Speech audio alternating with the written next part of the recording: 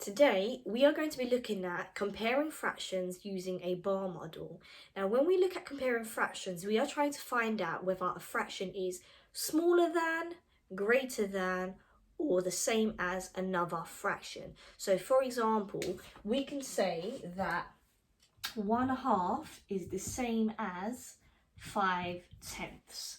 Okay, we know that to be the case.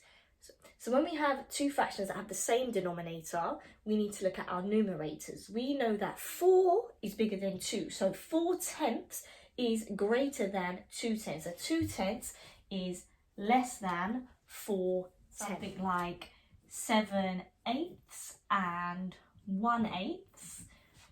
We've got the same denominator, different numerators, but 7/8 is greater than 1/8. When comparing gets tricky is when we have fractions that have different numerators and different denominators. So for example, if we were looking at something like the fraction 2/4 and the fraction 1/3, if we were trying to find out which fraction was bigger, it would be trickier because we've got different denominators to work with. Now, one method that we can use to compare these fractions is using a bar model, okay? Now, I haven't got lines or a ruler, so you're just going to have to bear with me and work with me on this one. But when we're using bar models to compare fractions, we need to make sure that our bar models are the same size. So I'm going to draw my first bar model as this length and my second bar model as the exact same length. Okay, now I need to split my first bar into 2/4, so into quarters. Now, again, I haven't got a ruler, so this is just roughly guessing. 1, 2, 3, 4, roughly, okay, and this is 2/4. Okay, now I need to draw on 1/3 onto my next bar. So roughly the same.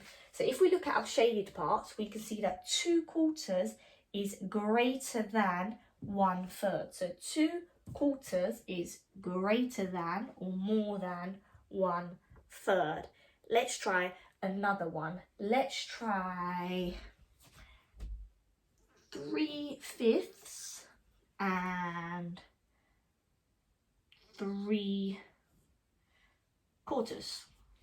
Same numerator, different denominator. Now again, we're going to use a bar model, so we have to make sure our bar models are roughly the same size to each other because I haven't got a ruler or squared lines. So my first bar I need to split up into fifths. 1, 2, 3, 4, 5, roughly about right. 1, 2, 3.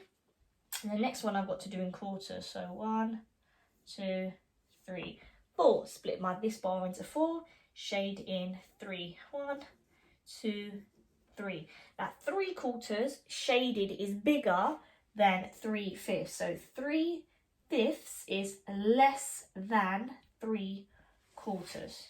Okay, so this is how we can use a bar model to compare fractions. Make sure when you are comparing your fractions that you are using rulers and bar models that are the exact same size, so they are drawn according to the correct measurements. Obviously, I didn't have a ruler, but I hope this helps.